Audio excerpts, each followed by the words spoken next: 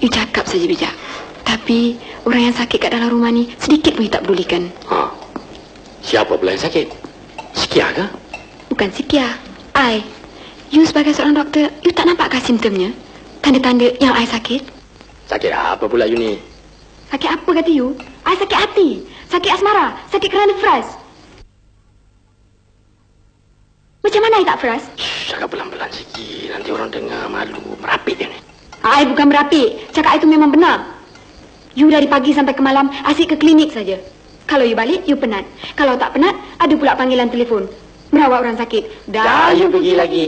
You belikan I, Di. You mesti ingatkan I juga. I manusia, ada nafsu. Kalau you lupakan I, matilah I. Fraslah I. Dah tidak mengigau, bang.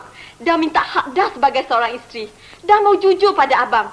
Dah tak mau keluar pintu belakang untuk memuaskan nafsu batin dah.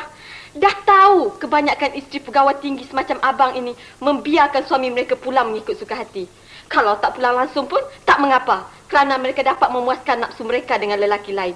Mereka simpan anak-anak muda di luar. Mereka mencari kepuasan seks dengan lelaki lain di belakang suaminya. Apa? Abang suka dah berbuat begitu juga? Mengapa soal seks yang kau tonjol-tonjolkan? Apa kau fikir manusia boleh kenyang dengan melakukan seks sepanjang hari?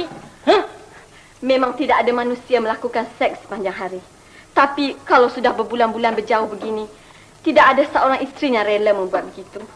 Apalah artinya menjadi suami isteri kalau si suami ke timur dan isteri ke barat? Bukankah memberikan kepuasan seks pada isteri itu tanggungjawab suami?